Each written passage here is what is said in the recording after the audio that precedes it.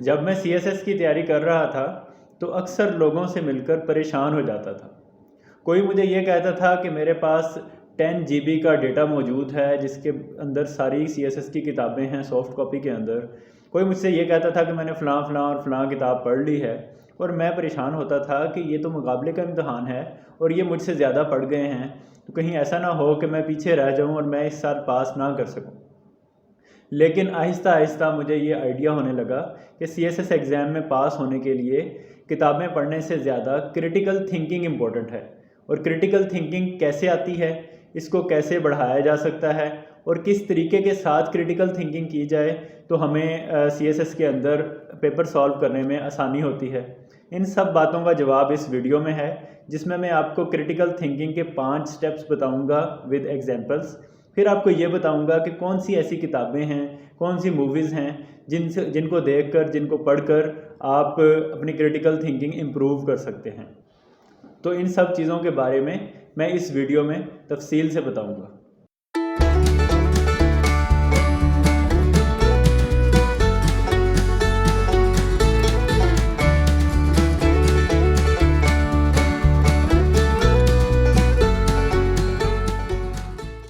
सबसे पहले तो हमें ये देखना होगा कि क्रिटिकल थिंकिंग होती क्या है।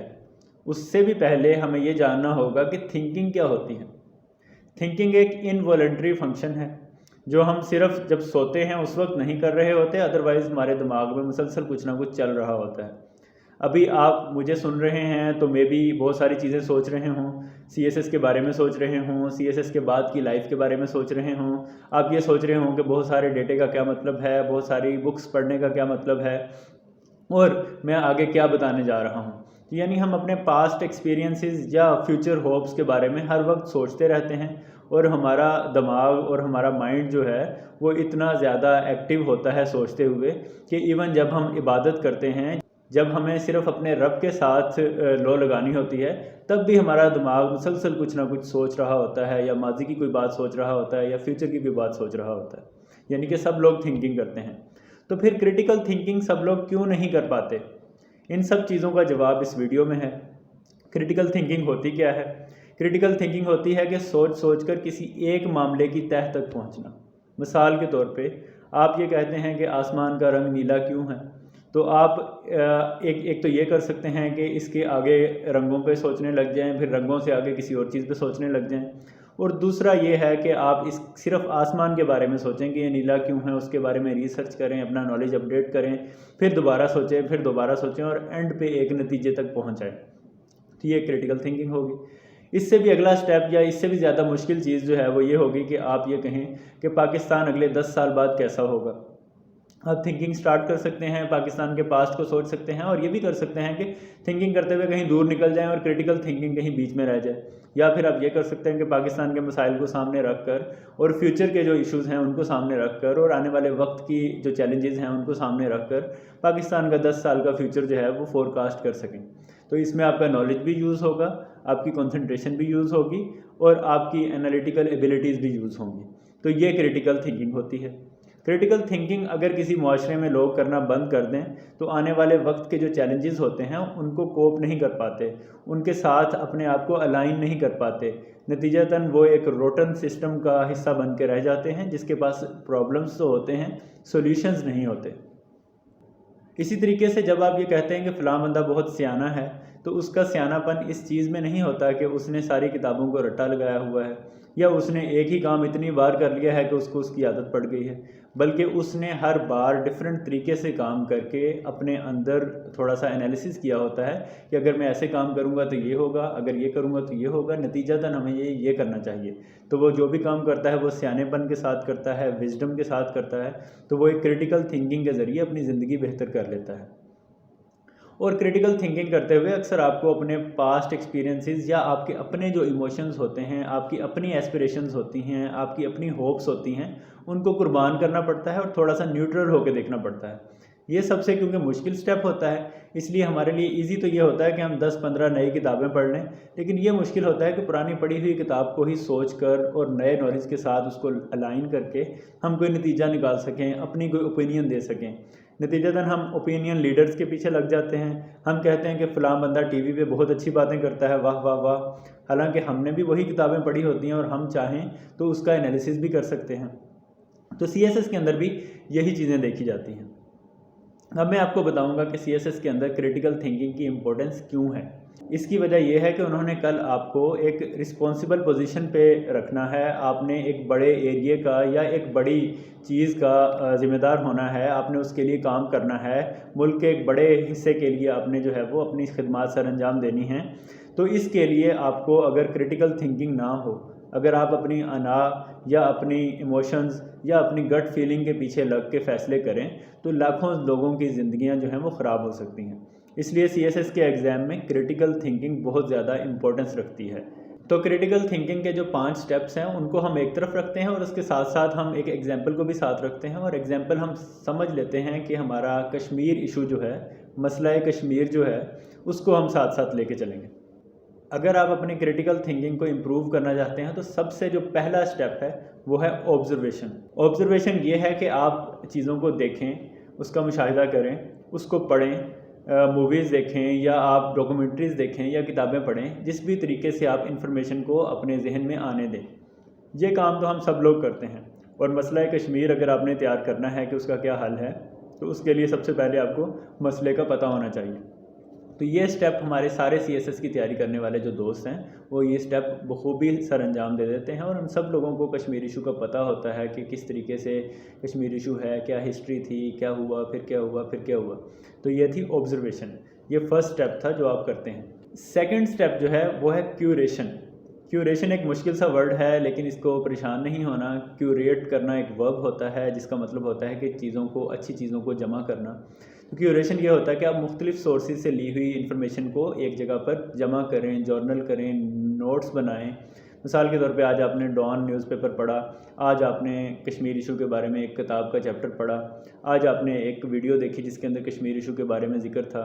इसी तरीके से आपने आज ख़बरें सुनी TV पे जिसमें कश्मीर इशू से रिलेटेड बात हुई थी। तो आप इस सारे सोर्सेज को जमा करें, एक जगह पे करें, नोट्स बनाएं उसके। इधर तक आते आते हमारे तकरीबन 20% जो स्टूडेंट्स होते हैं वो कहते हैं कि नहीं बस ठीक है, ख़बरें सुन ली, डॉन न्यूज़पेपर पढ़ लिया, अब हम नोट्स नहीं बनाएंगे। तो नोट्स बनाना या चीज़ों को जमा करना बहुत ज़्यादा इंपॉर्टेंट है ताकि डेटा आपके सामने हो। तो नोट्स कैसे बनाते हैं उसके लिए मेरे पास एक अलग वीडियो है, उसका लिंक भी आपको आई बटन में नज़र आ रहा होगा। खैर, ये नोट्स बनाना तो एक सेकेंडरी चीज़ थी, लेकिन पहला स्टेप ये कि ऑब्जर्वेशन, 100% लोग ऑब्जर्वेशन करते हैं। दूसरा स्टेप है क्यूरेशन।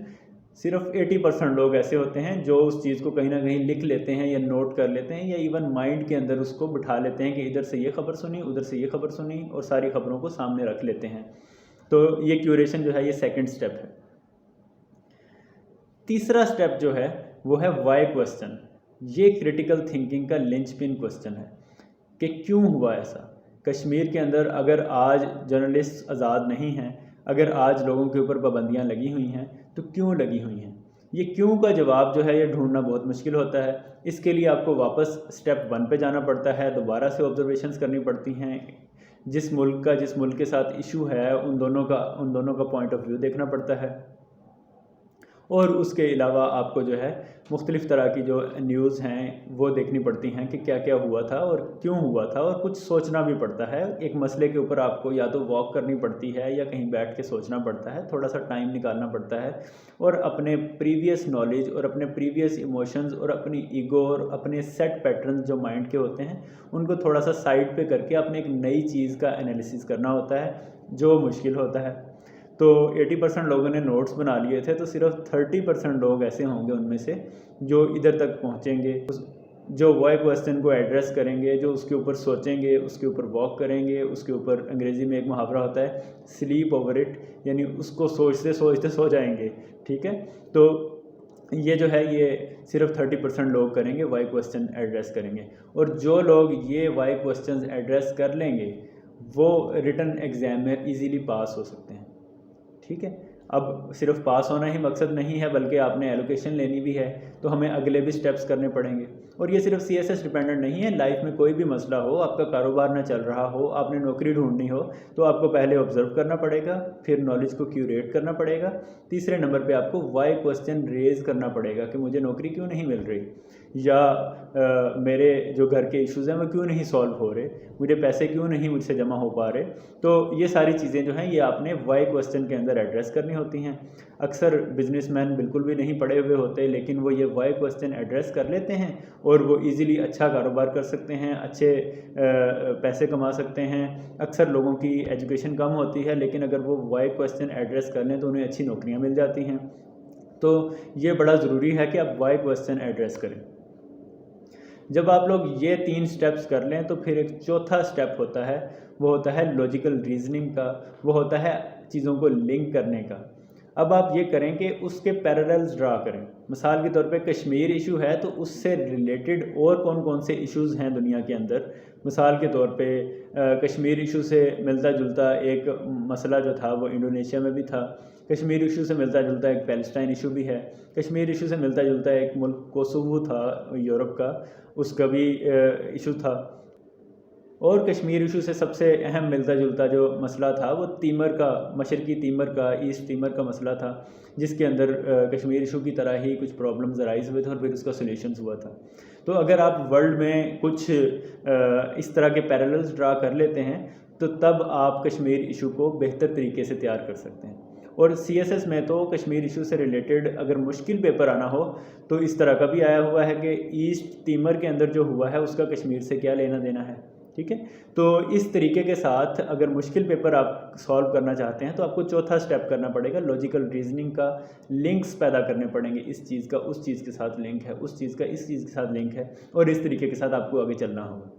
अगर हम डेली लाइफ की मिसाल लें और आप ये कहें कि मुझे नौकरी क्यों नहीं मिल रही, तो उसमें आपको लिंक्स ड्रा करने पड़ेंगे कि फ़लाँ बंदे को अगर अच्छी नौकरी मिल गई तो उसके अंदर क्या क्या ख़ास बातें थीं और मेरे अंदर क्या क्या ख़ास बातें हैं, और मैं किस तरीके से उन लाइंस पे चल के अपनी स्ट्रेंथ्स पे खेल सकता हूँ, अपनी स्ट्रेंथ्स को कैश करवा सकता हूँ।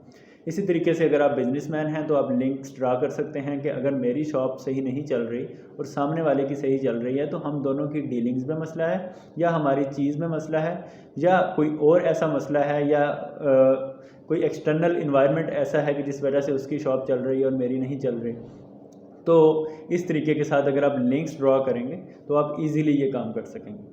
तो ये काम जो है ये सिर्फ 10% लोग कर पाएंगे लिंक्स ड्रा करने वाला, और वही लोग CSS के एग्ज़ाम में मुश्किल सवाल हल कर पाएंगे। और मुश्किल सवाल हल करने का मतलब ये है कि आपके ज़्यादा नंबर आएंगे, आप कंपटीशन ड्रा कर लेंगे। अगर साथ वाला भी वही काम कर रहा है और आप भी उसी तरह का एक काम कर रहे हैं तो फिर आपको कंपटीशन देने में मसला होगा। लेकिन अगर आपका साथ वाला एक जनरल सी बात लिख रहा है और आप लिंक्स ड्रा करके ज़्यादा अच्छे तरीके के साथ चीज़ को एक्सप्लेन कर रहे हैं, पैरेलल्स ड्रा कर रहे हैं, केस स्टडीज़ दे रहे हैं, तो आप यकीनी तौर पे एग्जामिनर को ये बताने में कामयाब हो जाएंगे कि सर मैंने ज़्यादा तैयारी की हुई है, मैंने ज़्यादा सोचा हुआ है। ठीक है, और तैयारी करने का सिर्फ ये मतलब नहीं कि आप सिर्फ किताब पढ़ें, ये मतलब नहीं कि आप सिर्फ क्यूरेट करें, नोट्स बनाएं, ये मतलब भी नहीं कि आप सिर्फ क्रिटिकल थिंकिंग करें, बल्कि आप लिंक्स भी ड्रॉ करें। तो हमारे 4 स्टेप्स जो हैं वो अगर हो जाएं तो आप उन टॉप 10% लोगों में आ जाएंगे जो CSS की तैयारी सीरियसली कर रहे होते हैं और पास भी करते हैं। अच्छा, तो उसके बाद जो 5वां स्टेप है वो है फोरकास्टिंग, वो है फ्यूचर बताना। CSS की तैयारी करने वाले बहुत ही कम लोग होते हैं, कह लें कि सहरा में एक रेत के ज़र्रे के बराबर या एक मुट्ठी भर रेत के बराबर होंगे जो ये काम कर सकेंगे। वो ये करते हैं कि वो फोरकास्ट भी कर लेते हैं कि फ्यूचर में क्या होगा। ये इस तरीके से होगा कि आप पिछला नॉलेज अपना जो 4 स्टेप्स वाला है उसको इकट्ठा करके दोबारा सोचें और ये देखें कि अब अगले आने वाले हालात कैसे होंगे और उसमें कश्मीर इशू का सोल्यूशन कैसा होगा। ये सिर्फ 3 से 5% लोग कर सकेंगे, और यही वो लोग होंगे जो CSS में टॉप पोजीशंस ले सकेंगे, अच्छे ग्रुप्स में आ सकेंगे। और अगर CSS नहीं भी कर रहे तो उनका कारोबार भी अच्छा चल रहा होगा, वो कारोबार करने से पहले ही सोच लेंगे कि 10 साल बाद कैसा होना है और हमने किस तरीके से किन लाइंस के ऊपर अपना कारोबार करना है। अगर वो जॉब ढूंढ रहे होंगे तो वो सबसे अच्छी अच्छी जॉब्स ले लेंगे, क्योंकि उन्हें पता होगा कि मेरे जॉब करने के बाद क्या होगा, और वो अपने इंटरव्यूज़ के अंदर ये बात बताएंगे कि मेरे आने से आपकी कंपनी को ये फ़र्क पड़ेगा या आपके अंदर ये चेंजेस आएंगी। तो इस तरीके से अगर आप फोरकास्टिंग कर लेते हैं तो फिर आप क्रिटिकल थिंकिंग अच्छे तरीके से सर अंजाम दे सकते हैं, 5 के 5 स्टेप पूरे कर सकते हैं, और आप जो है वो एक सियाने बंदे बन सकते हैं, आप एक विजडम वाले इंसान बन सकते हैं। तो मुझे याद है कि CSS के कोर्स में, IR के कोर्स में एक बुक थी क्लैश ऑफ सिविलाइजेशंस। तो मैंने एक आधे दिन के अंदर वो पूरी किताब पढ़ डाली। तो जब मैंने वो पढ़ डाली तो मैंने अपने एक दोस्त को बताया कि मैंने क्लैश ऑफ सिविलाइजेशन पढ़ ली है। तो उसने कहा कि तुम उसकी किन बातों से मुत्तफिक नहीं हो। तो मैं परेशान हो गया। मैंने कहा नहीं, मुझे तो सारी बातें उसकी अच्छी लगती हैं। उसने कहा नहीं, फिर तुमने ये किताब नहीं पढ़ी, तुम्हें दोबारा पढ़नी पड़ेगी और तुम्हें अपना पॉइंट ऑफ व्यू भी सामने रखना पड़ेगा कि वो कहाँ सच कह रहा है और कहाँ ऐसी बातें कर रहा है जो नहीं हो सकती। ये वाक़या मुझे इसलिए भी याद आया कि बुक पढ़ने के लिए दो चीज़ें इंपॉर्टेंट होती हैं। एक चीज़ होती है कि आप बुक लिखने वाले का पॉइंट ऑफ व्यू पढ़ लें, और दूसरा ये है कि आप अपना पॉइंट ऑफ व्यू या पहले से पढ़ा हुआ पॉइंट ऑफ व्यू जो होता है उसके साथ उसे मैच कर सकें, फिर लिंक्स ड्रॉ कर सकें या उसके ऑपोजिट सोच सकें। तो ये बहुत ज़्यादा अहम होता है। अच्छा, इसी तरीके के साथ अगर आप ये चाहते हैं कि आपकी क्रिटिकल थिंकिंग इम्प्रूव हो, तो मेरे पास कुछ बुक्स हैं जो आप पढ़ेंगे तो आपकी क्रिटिकल थिंकिंग वाकई इम्प्रूव हो जाएगी। उनमें जो सबसे टॉप पर बुक है उसका नाम है the art of thinking clearly, और ये रॉफ डोबेली साहब ने लिखी है।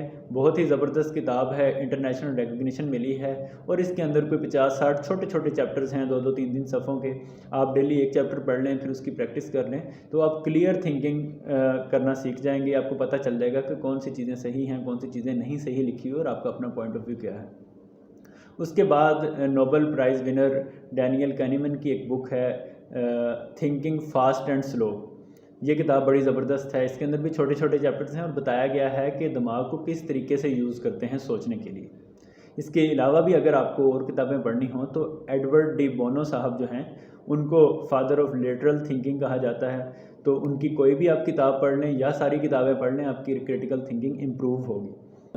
और अगर आप कोई मूवी देखना चाहते हैं तो मैंने 2015 में एक मूवी देखी थी, आफ्टर द डार्क। बहुत ज़बरदस्त मूवी थी। उसके अंदर थॉट एक्सपेरिमेंट्स थे, और ये एक्सपेरिमेंट्स आपको इस चीज़ पे उभारेंगे कि थिंकिंग कैसे करते हैं, क्रिटिकली कैसे थिंक करते हैं, एनालिटिकल थिंकिंग कैसे करते हैं, लॉजिकल थिंकिंग कैसे करते हैं। तो ये वाली मूवी आप ज़रूर देखिएगा, आफ्टर द डार्क। तो ये मेरे 2 सेंट्स थे how to improve your critical thinking. Hopefully आपको इसका फ़ायदा हुआ होगा और आप CSS के एग्ज़ाम के अंदर एक डिफरेंस क्रिएट कर सकेंगे उन लोगों की निस्बत जिन लोगों ने ये वीडियो नहीं देखी हुई।